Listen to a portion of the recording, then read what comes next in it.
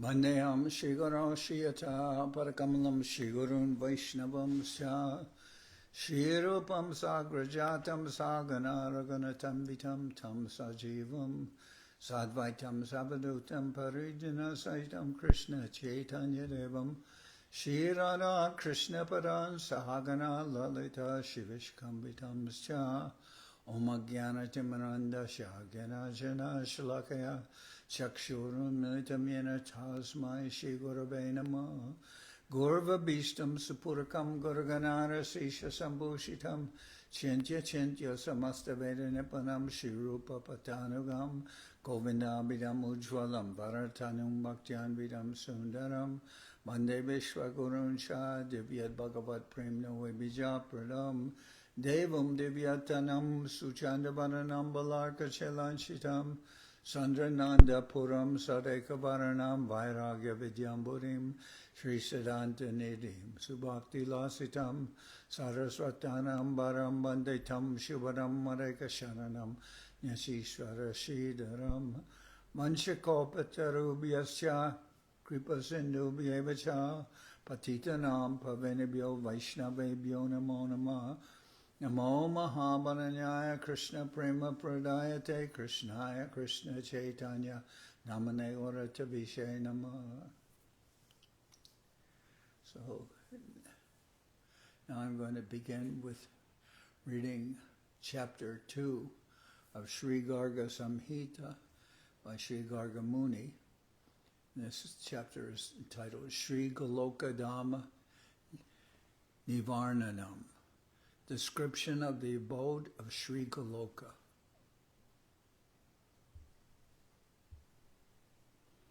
And this is verse number 1.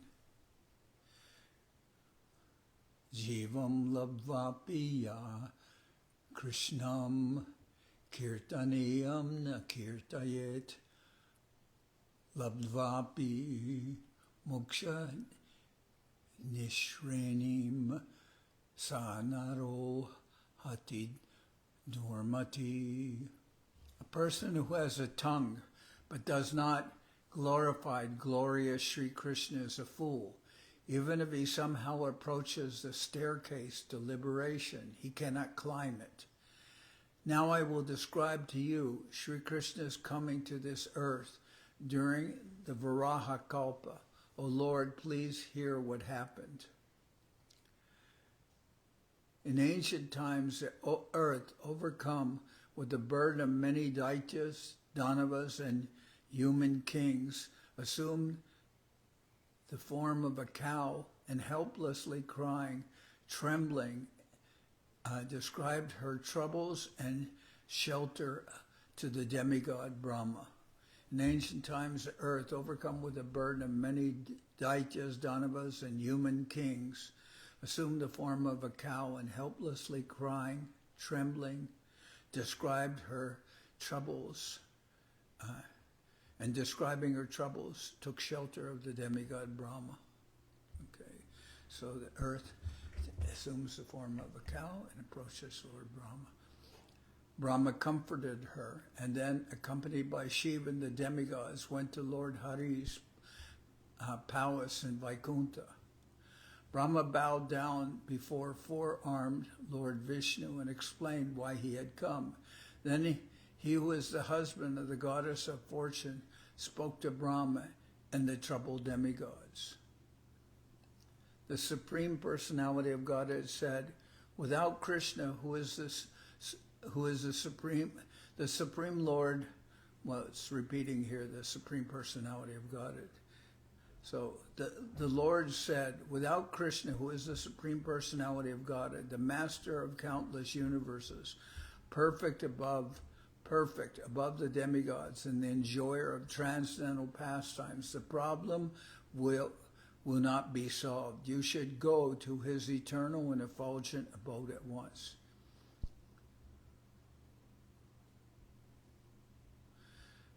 So the Lord said to Brahma, without Krishna, who is the Supreme Personality of Godhead, the master of countless universes, perfect, above the demigods, and the enjoyer of transcendental pastimes. This problem will not be solved. You should go to his eternal and effulgent abode at once.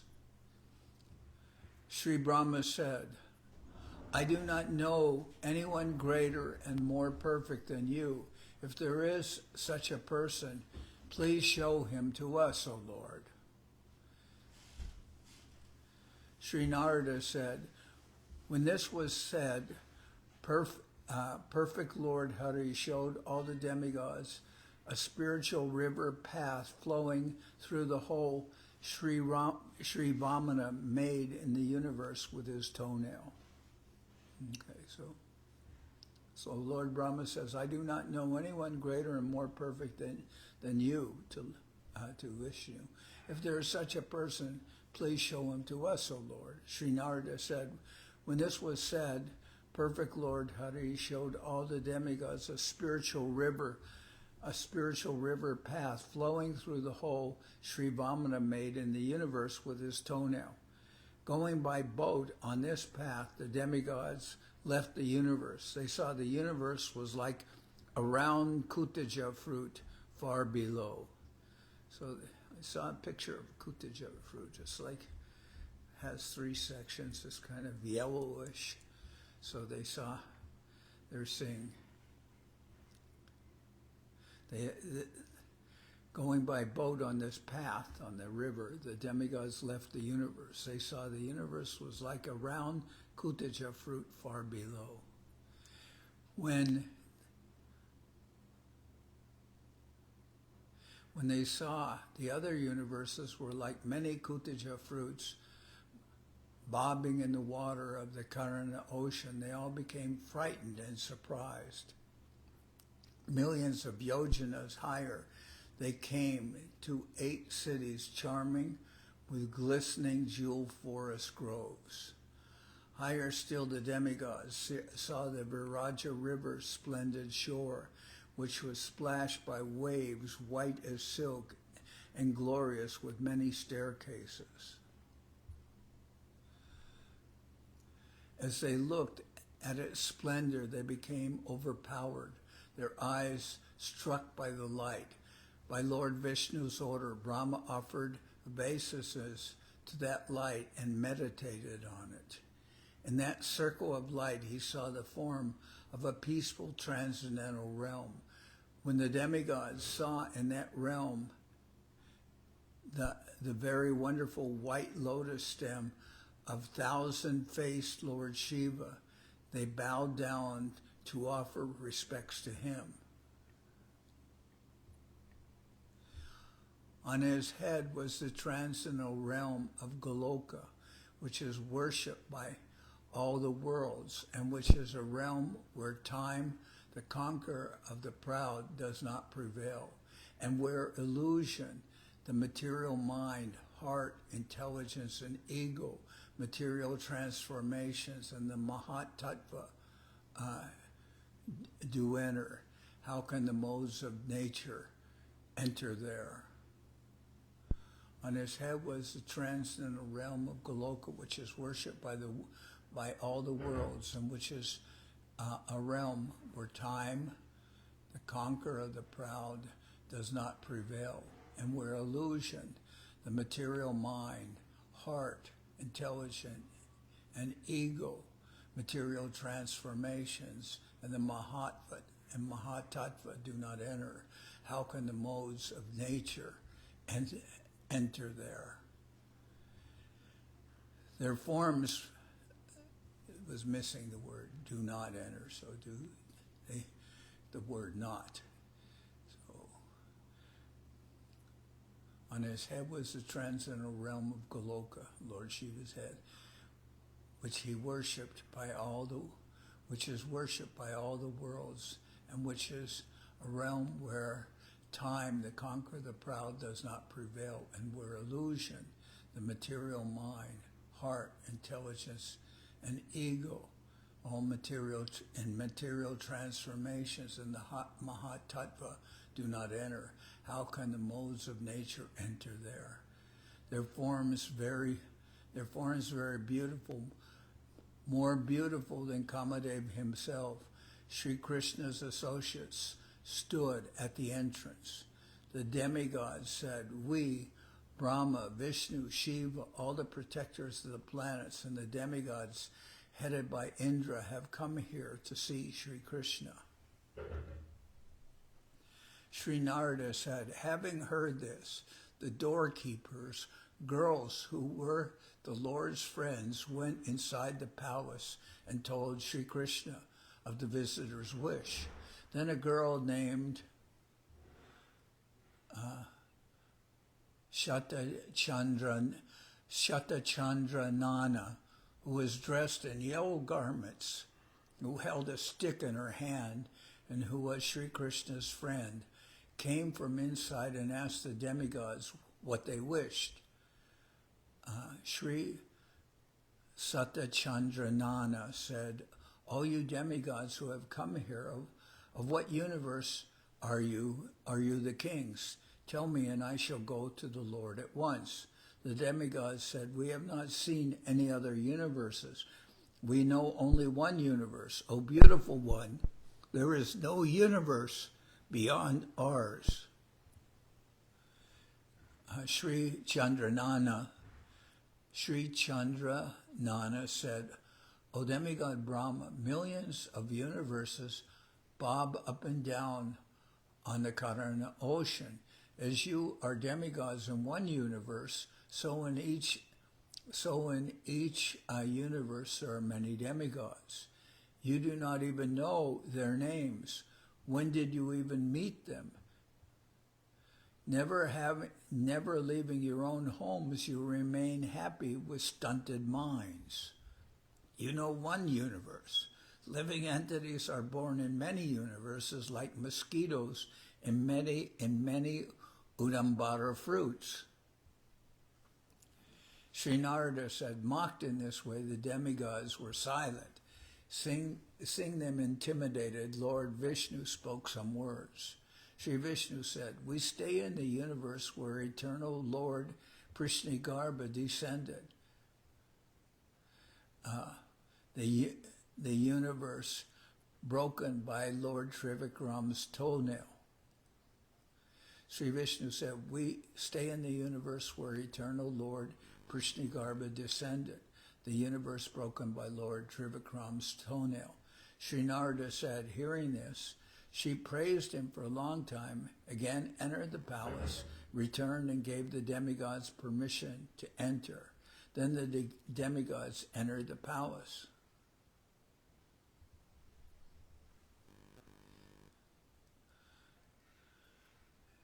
Then the demigods saw Goloka, where the king of mountains named Govardhan, which was filled with many cows and with gopis garlanded with forest flowers, and which was decorated with rasa dance circles, is splendidly manifest, where the dark Yamuna river meandered as it wished, its shores made with lapis lazuli steps and decorated with millions of gazebos, where the forest of Vrindavan filled with splendid trees and vines and glorious with bees, colorful birds, and the banyan tree where Krishna played the flute was splendidly manifested.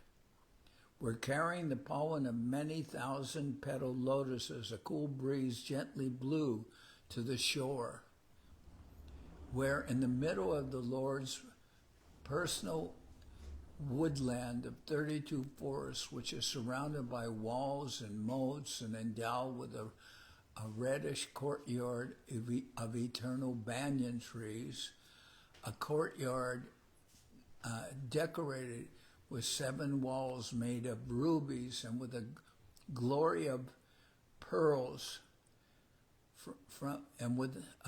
a glory of pearls from awnings like many millions of moons, where there were splendid flags moving in the breeze, pathways that were flower palaces, and the singing of many bees and many maddened peacocks and cuckoos,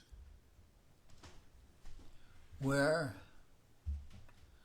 there were many women effulgent as 100 moons wearing sunrise earrings, walking about as they wished, noticing their beautiful faces reflected in the jewels, running in the jewel courtyard, decorated with necklaces, bracelets, and tinkling ankle bells, and splendid with jewels in their hair, whereat door after door there were millions of beautiful cows, glorious as white mountains decorated with glittering ornaments, young, full of milk, endowed with good character, virtues, and beauty, their tails yellow, personifications of happiness as they walked about with their calves,